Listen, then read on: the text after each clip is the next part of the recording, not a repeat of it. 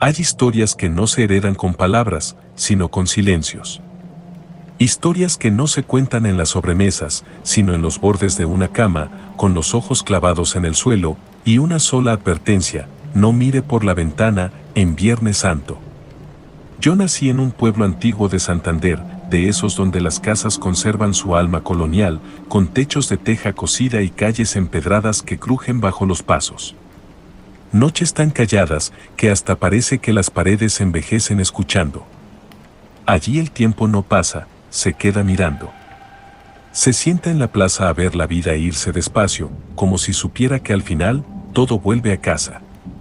Mi infancia fue en esa misma casa donde nació mi mamá y donde su papá, mi abuelo Álvaro, vivió hasta el último suspiro. Una casona vieja, de esas que guardan ecos. Ventanas de madera que rechinan con el viento, un patio central donde el sol apenas rozaba las hojas secas de las trinitarias. En las tardes, el limoncillo soltaba un olor dulzón, mezclado con el polvo de los años y el lejano repicar de la iglesia, que sonaba puntual, como un recordatorio: el tiempo sigue corriendo. Mi abuelo no era hombre de cuentos, ni de risas fáciles ni de palabras suaves. Tenía el rostro endurecido por los años y un silencio que se le había pegado al alma. Pero cuando llegaba Semana Santa, algo en él cambiaba. La mirada se le volvía más dura, el paso más lento, y la voz casi no salía. Había una regla que nunca se discutía: a las 8 de la noche, en Viernes Santo, todas las ventanas debían estar cerradas. Sin falta. Como si en la oscuridad de afuera algo estuviera esperando. Algo que no quería ver, ni que lo vieran. Cuando yo tenía 7 años, le pregunté por qué no se podía mirar por la ventana en Viernes Santo. Era de esas noches donde el silencio pesa tanto que da miedo hasta respirar. Él estaba sentado en su silla de mimbre, con un café tinto en la mano y la mirada perdida en la oscuridad. Sin moverse, sin parpadear, me respondió: porque no todo lo que camina bajo la luna viene de este mundo. No explicó más. No hacía falta. Su silencio decía más que cualquier historia. Pasaron los años. La vida me llevó lejos, como suele pasar con casi todos. Pero cada Semana Santa, sin importar dónde estuviera, recordaba cerrar las ventanas. Por respeto. Por costumbre. O por ese miedo sin nombre que uno hereda sin entender por qué. Cuando volví a aquel pueblo, mi abuelo ya estaba enfermo.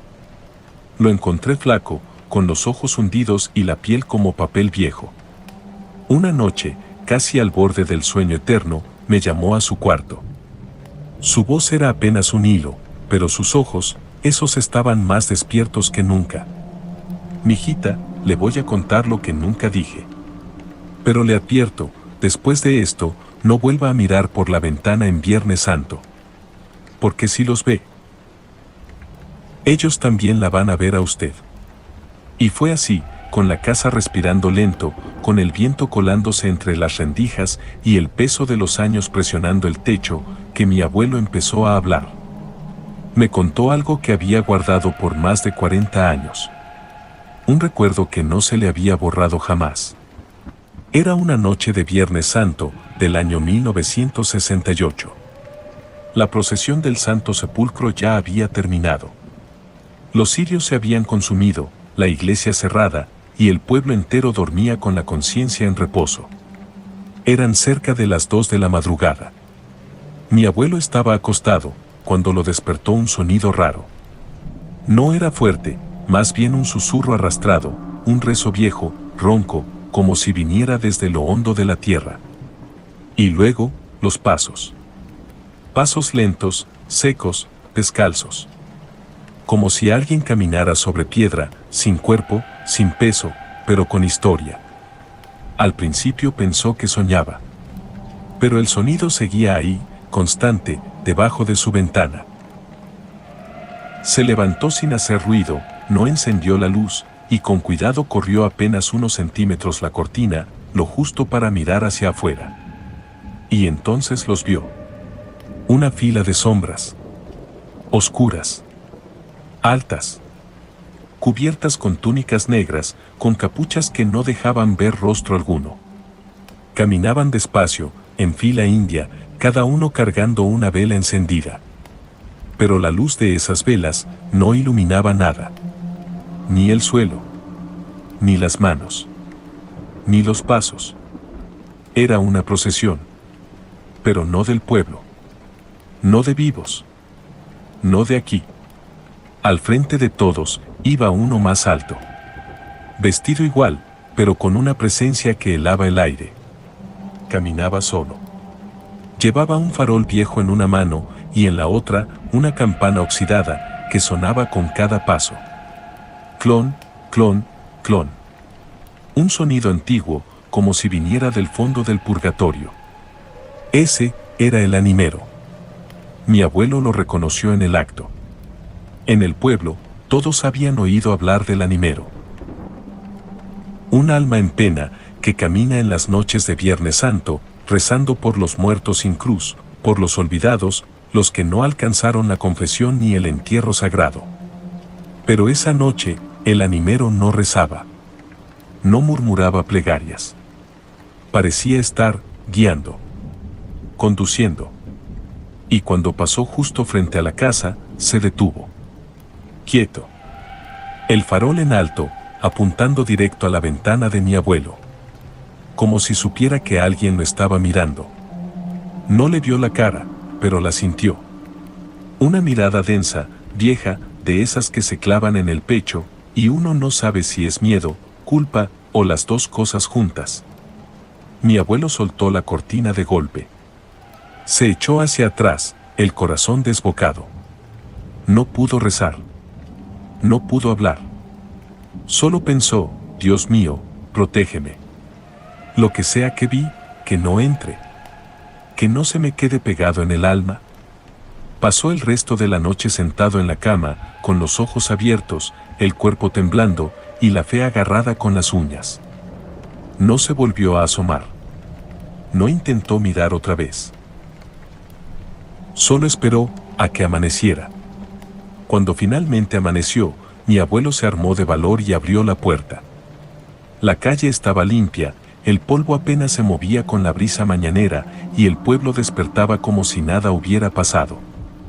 No había huellas, ni rastros de cera, ni señal alguna de aquella procesión de sombras. Pero en el umbral de la casa yacía algo sobre el suelo polvoriento. Una pluma negra. Pequeña, sí, pero con una presencia imposible de ignorar. No era una pluma común ni sencilla. Al tomarla, mi abuelo sintió algo extraño, fría, mucho más fría que la noche misma, como si absorbiera el calor de su mano. Con un tacto rígido y áspero, como si sus bordes estuvieran hechos de cristal quebradizo. No tenía el suave vuelo de las plumas de las aves, sino una textura áspera, casi metálica, y un brillo opaco que parecía absorber la luz, como si la oscuridad misma se hubiera hecho tangible en aquella pluma. No había forma de atribuirla a ningún animal conocido. Era un fragmento de algo ajeno, algo que no debía estar ahí. Mi abuelo la recogió con cuidado, la guardó en una caja de madera vieja, junto a sus escapularios, y no volvió a hablar del asunto.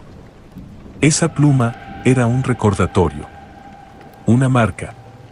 De que una vez que uno ve al animero, ya no vuelve a dormir igual. Porque una vez que ellos te notan, te empiezan a contar. Y yo, ahora les dejo esta historia. Para que recuerden. Que no todo lo que camina bajo la luna, viene de este mundo.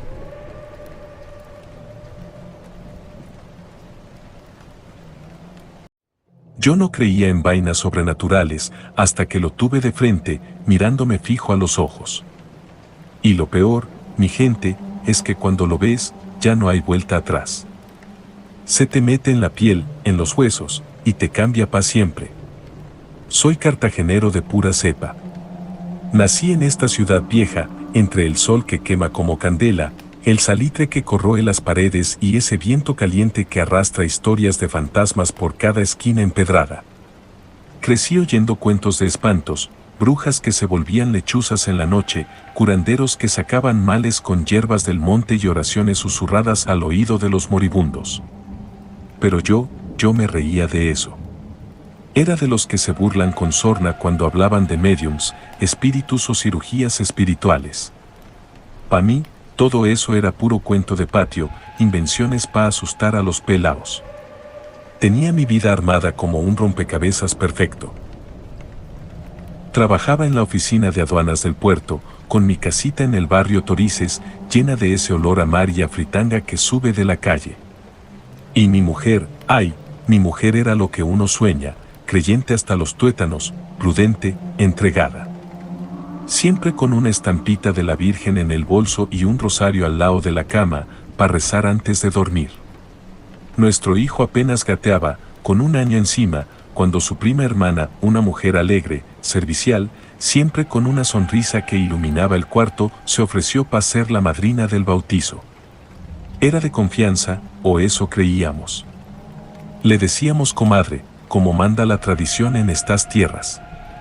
Empezó a venir seguido a la casa, ayudaba con el niño, con los mandados, con la cocina. Se volvió parte de la familia, como una sombra que se pega sin que uno se dé cuenta.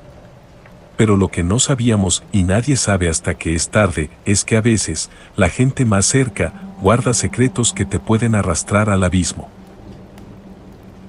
Mi mujer empezó a contarme vainas que me sonaban absurdas, como delirios de fiebre. Que la comadre hacía trabajos. Que en su casa curaban gente, canalizando a un espíritu llamado el doctor José Gregorio Hernández. Un médico venezolano, santo pa' muchos, que hacía cirugías a través del cuerpo de otros. Es un medium, mi amor, me decía ella con esa fe que brillaba en sus ojos. No de esos raros. Él ayuda, sana a los que la ciencia ya dio por perdidos. Yo, claro, me burlaba. ¿Y qué más? También les da pastillas invisibles para que se curen solitos, le respondía riéndome, para no tomármelo en serio. Pero ella insistía, con una convicción que empezaba a darme escalofríos. Miraba para otro lado, como si supiera algo que yo ignoraba. Un domingo por la tarde, con el calor reventando las ventanas como si el sol quisiera entrar a la fuerza, y un silencio raro que hacía que el tiempo se detuviera, me dice, vamos a visitar a la comadre. Está esperando que pasemos. No tenía ganas, pero acepté. No sé si para no discutir, o porque algo adentro, un tirón invisible, me empujaba a ir. La casa de la comadre quedaba en un barrio perdido, allá después de la María, donde el monte empieza a comerse las calles y los postes de luz se doblan como si cargaran siglos de peso. Todo el camino fue extraño, el viento no traía brisa del mar, sino tierra seca, hojas muertas, y un murmullo bajo, como voces viejas que se enredaban en el aire. Cuando llegamos, la comadre salió a recibirnos con una sonrisa grande. Demasiado grande, como si se estirara más allá de su cara. Pero no fue la sonrisa lo que me inquietó. Fue su mirada, vacía, encendida por dentro con una luz que no era suya, como si algo la habitara. Nos hizo pasar. La casa era de madera vieja, de esas que crujen solas en la noche. Afuera, en el patio, había matas no pa' adornar, ruda, altamisa, guayuyo, totumo.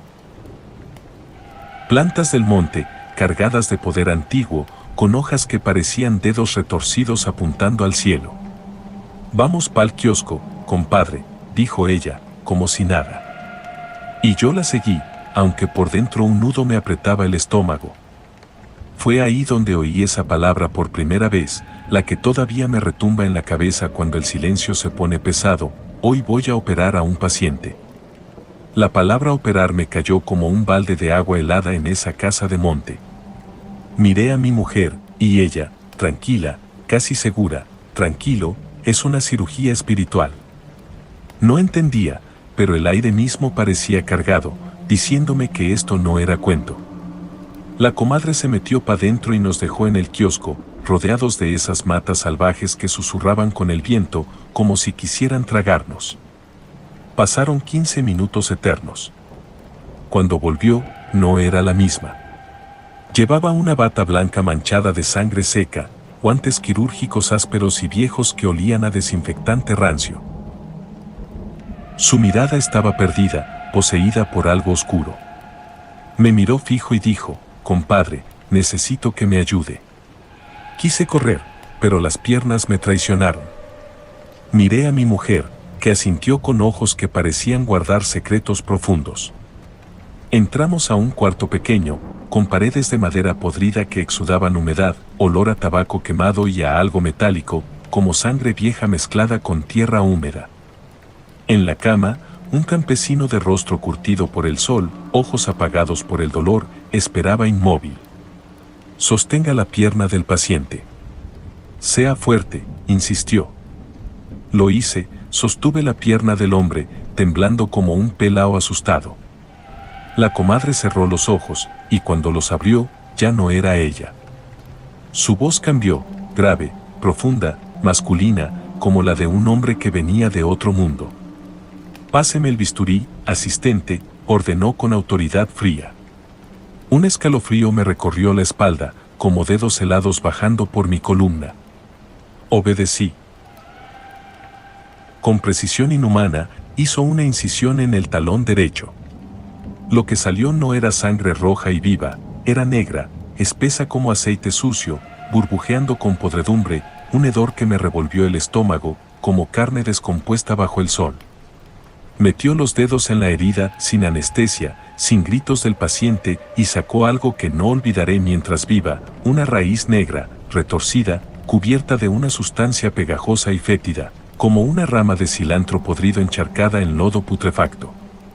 El cuarto se volvió denso, el aire pesado como plomo, sentí que las paredes se cerraban y un frío repentino me erizó la piel, como si presencias invisibles nos rodearan. No tiemble, asistente, dijo la voz ajena, mientras sacaba más, coágulos negros, trozos de algo que no parecía humano, como venas retorcidas de oscuridad pura. Cada extracción hacía que el ambiente se oscureciera, las sombras en las esquinas pareciendo moverse solas. Finalmente, limpió la herida con un líquido amarillo fluorescente que brillaba como fuego fatuo, la selló con costuras finas y volvió a ser ella.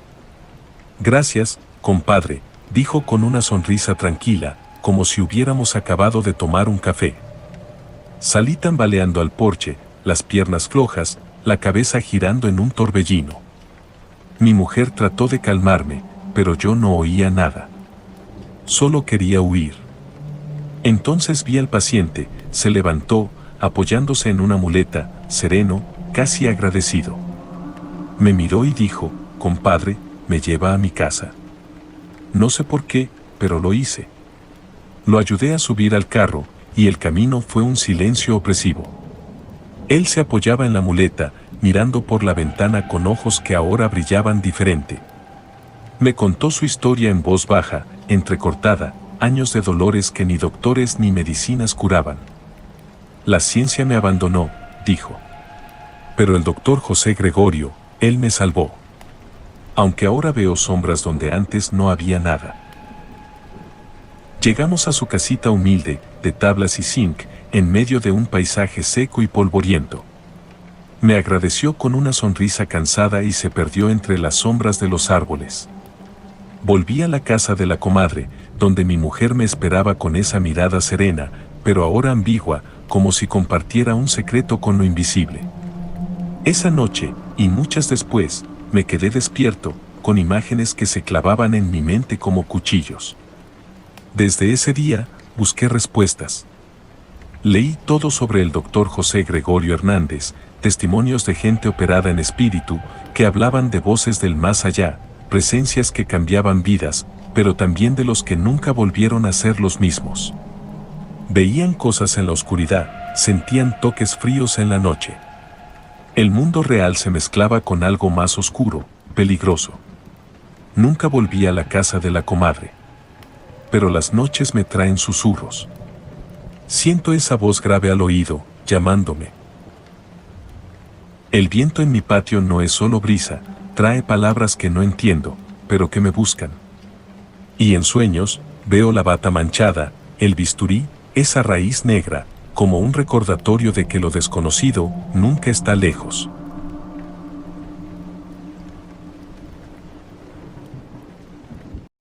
No todos los caminos llevan a la casa donde uno espera llegar. Eso lo aprendí tarde. Demasiado tarde.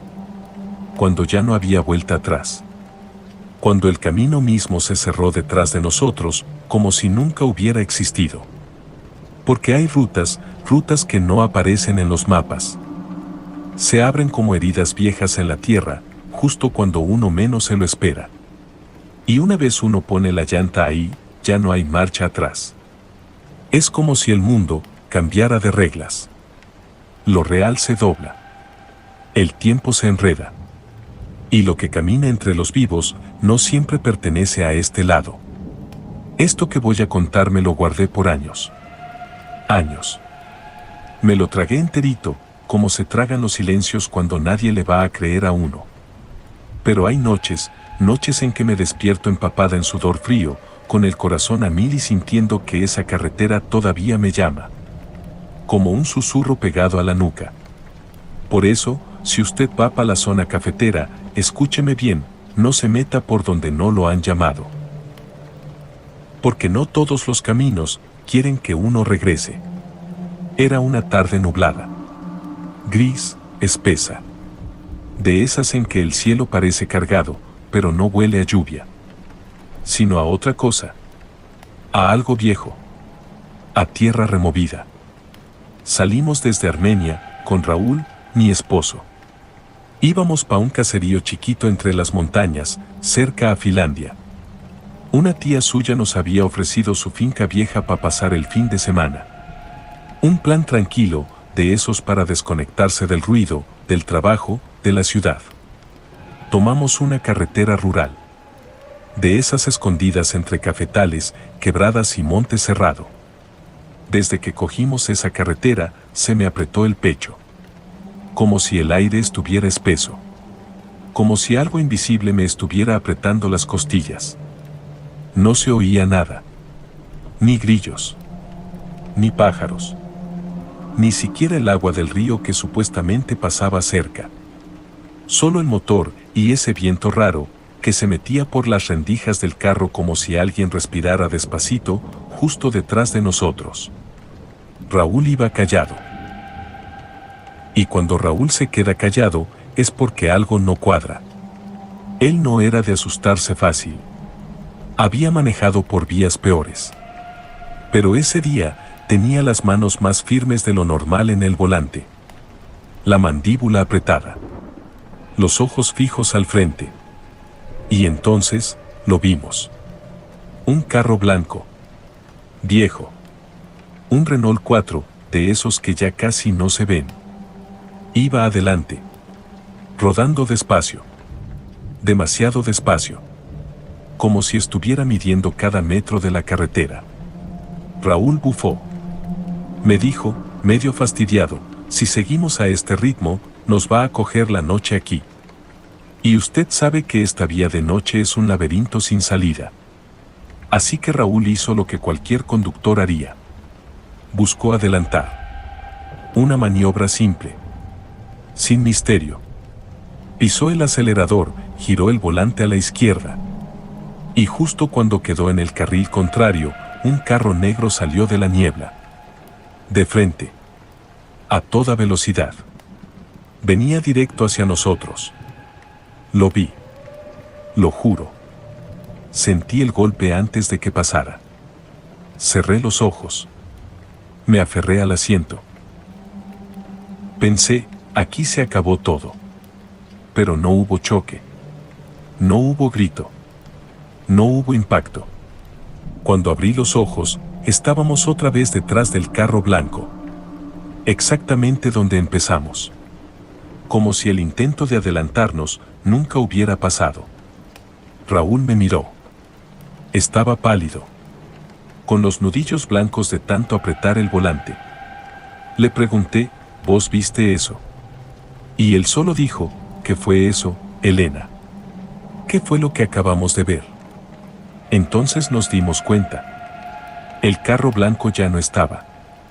Ni el negro. Ni marcas en la vía. Ni frenadas. Ni huellas. Nada. Solo la carretera, la neblina y un silencio que no era de este mundo. Y ahí fue donde empezó todo. No sé cómo explicarlo sin que suene a locura. Pero esa carretera ya no era la misma. Raúl seguía manejando. No decía nada. Pero yo lo veía. Y sabía que algo dentro de él también se había torcido. Le pregunté si quería parar. Estirar las piernas. Respirar. Dar reversa, tal vez. Pero él seguía derecho. Como si lo llevaran amarrado al camino. Como si ya no pudiera escoger. Fue ahí que empecé a notar los detalles. Pequeños al principio, pero cada vez más imposibles de ignorar. Los árboles ya no se veían normales. Estaban torcidos. Como si hubieran crecido con rabia. Ramas largas, deformes, que se entrelazaban arriba, cerrando el cielo. Y las hojas. Dios mío. Las hojas no eran verdes. No. Eran negras. Negras como carbón, como si hubieran nacido quemadas. La carretera ahora tenía grietas profundas. Huecos que parecían heridas abiertas. Y lo peor. La neblina. Ya no venía del cielo. No, Señor. Salía del piso. Como si la tierra misma estuviera exhalando algo que no debía estar ahí. Miré el celular. Buscando señal. Nada. Ni una rayita. Pantalla en negro. Y el reloj. 3:42 de la tarde. Volví a mirar 20 minutos después. 3:42 de la tarde. El tiempo no se movía. Era como si nos hubiéramos quedado pegados en un instante que se repetía sin fin. Le dije a Raúl, casi rogando, devolvámonos, amor. Esto no es normal. Pero él no me respondía. Solo miraba al frente. Con los ojos fijos. Como si estuviera viendo algo que yo no podía ver. Y entonces, lo vimos. Allá, a lo lejos, justo en la mitad de la carretera, había alguien parado. Un hombre. Vestido todo de negro. Con un sombrero ancho, de esos viejos, como los que usaban los arrieros de antes. Tenía la cabeza gacha. No le vi la cara. Pero yo sentí con todo el cuerpo, que él sí me estaba viendo a mí. Raúl frenó. El carro chilló como si no quisiera detenerse. Como si la misma máquina tuviera miedo. Yo me tapé la boca con la mano. Ese hombre no se movía. No decía nada. No hacía nada. Solo estaba ahí. Quieto. Parado en medio de la niebla. Como un espantapájaros que alguien olvidó en mitad del camino. Y en un parpadeo, ya no estaba. Así, sin más. Como si nunca hubiera existido. No grité. No pude. El miedo me apretó la garganta como si me estuviera tragando desde adentro. Y cuando volteé a mirar a Raúl, él estaba llorando. Lágrimas silenciosas. Pesadas. Como esas que uno llora cuando ya no hay salvación. Yo nunca había visto a ese hombre llorar. Ni cuando murió su papá. Ni cuando lo operaron del corazón. Nunca. Pero ahí, frente a ese vacío, frente a esa figura que se esfumó en la bruma. Lloraba. Y lloraba como quien sabe que no va a volver. Volvió a meter primera. Y seguimos.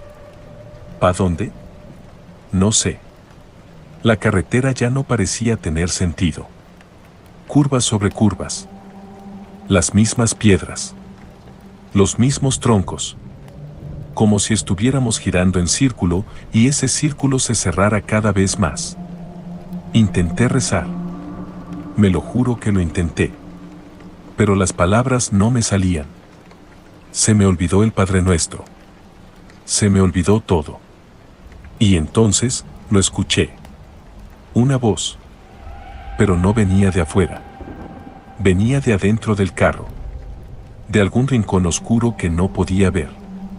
Me hablaba. Seco. Como madera quebrándose. Como hueso raspando contra hueso. Y ahí sí grité. Le grité a Raúl que parara. Que me dejara bajarme. Que eso no era un camino, que nos estaban llevando para otro lado. Pero él no me miraba. No paraba. No decía ni una palabra. Fue en ese momento, cuando supe que el Raúl que iba conmigo ya no era mi esposo. Era su cuerpo, sí. Su voz, su postura, sus manos aún en el volante.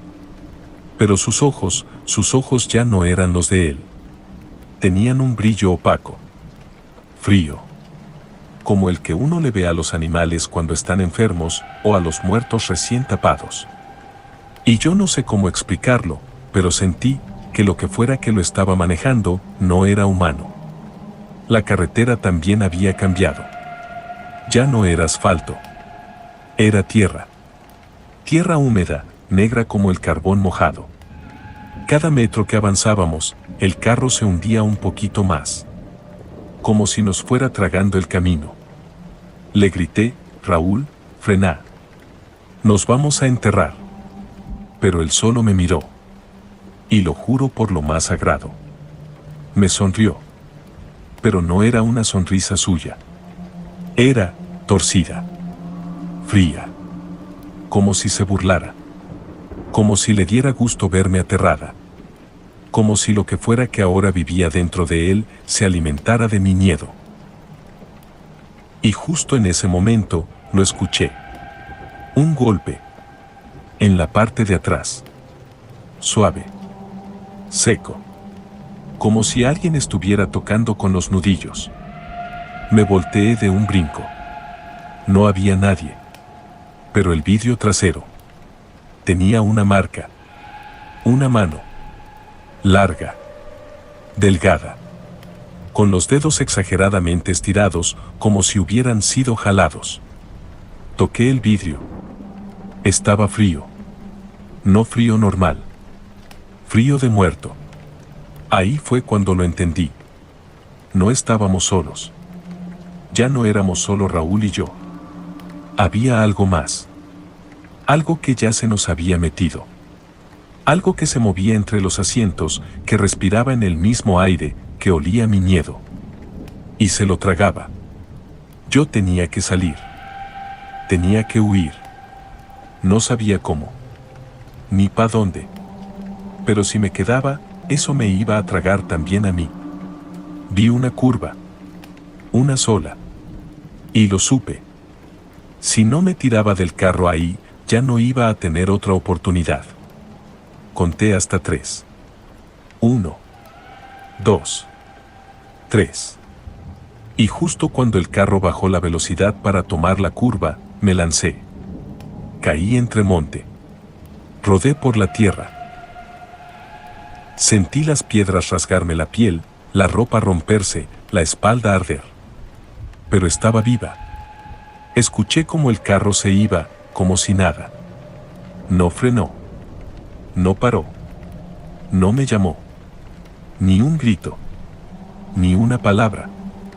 Nada. Solo el eco de eso que venía siguiéndome desde antes. Me quedé quieta. Escondida en la maleza. Temblando. Sin aliento. Y fue ahí, cuando lo vi. Una figura. Alta. Demasiado alta para ser de este mundo. La piel, estirada como cuero reseco. Los ojos, no eran ojos. Eran agujeros. Negros. Profundos. Y en la boca. Dios mío. En la boca había dientes. Muchos. Demasiados. Como si toda la mandíbula fuera un cementerio de bocas rotas. Pasó al lado mío. Y yo sentí el olor. A tierra mojada. A hueso podrido. A muerte. Y se detuvo. Giró la cabeza. Y aunque no tenía ojos, yo supe que me estaba mirando. Pensé que ahí me iba a morir. Que eso me iba a agarrar. O me iba a arrastrar con Raúl a ese otro lado donde ya no se vuelve. Pero no lo hizo. Solo se fue. Desapareció en la neblina. Como si yo no le interesara. Como si ya hubiera conseguido lo que buscaba. Y yo me quedé ahí. Tirada. Con el cuerpo lleno de barro, la piel sangrando, el alma temblando y el corazón, contra todo pronóstico, todavía latiendo. No sé cuánto tiempo estuve tirada ahí. No sé si fue una noche o si fueron varias. Solo sé que en algún momento, el cuerpo me dejó de temblar y la cabeza se me fue quedando en blanco. Como si lo único que me mantenía viva era el miedo. Al amanecer, un campesino me encontró. Venía bajando en mula, camino a una finca vieja. Me vio tirada entre el barro, con la ropa rota, los ojos perdidos, y me recogió sin hacer preguntas. Yo no podía hablar, ni llorar, ni explicar. Me llevó al hospital. Me atendieron. Me cosieron las heridas, me dieron suero, y luego vino la policía a preguntarme lo mismo que usted está pensando ahora. ¿Y Raúl? ¿Dónde quedó su esposo? Y yo no supe qué decir. Porque Raúl nunca apareció. Ni el carro. Ni sus huellas. Ni una señal de lo que pasó. Nada. Como si se lo hubiera tragado la tierra. Como si ese camino se lo hubiera chupado completico y luego hubiera cerrado la boca. Yo conté lo que vi. Lo conté todo. A los médicos. A los policías. A la familia de él. Pero nadie me creyó. Está en shock, el trauma la hizo alucinar, a saber qué pasó allá en el monte. Hubo quien dijo que me inventé todo. Que lo maté. Que lo enterré. Que estaba loca. Pero no. Yo sé lo que vi. Yo sé lo que me siguió esa tarde. Después de eso, me fui del Quindío. No volví a pasar por esas montañas. Ni por Armenia. Ni por Finlandia. Ni por nada que me recordara esa carretera. Pero hay noches. Noches en que me despierto empapada en sudor frío. Con el corazón desbocado. Sintiendo que la neblina está otra vez bajo mis pies. Que el viento podrido me respira en la nuca. Y que ese camino me llama. Como si no hubiera terminado. Como si me dijera que lo deje entrar otra vez. Yo no sé si usted me crea. Tal vez no. Tal vez piense que esto es solo un cuento más. Otra leyenda rural. Otra historia para meterle miedo a los turistas. Pero escúcheme bien. No todos los caminos quieren que uno regrese. Y si algún día usted va para la zona cafetera y se encuentra una trocha entre cafetales, escondida, sin nombre, sin señal, con árboles que parecen mirarlo desde arriba. No entre. No pare. No crea que es un atajo. Porque hay rutas que no están en los mapas. Que se abren como heridas en la tierra, solo para tragarse lo que pase por encima.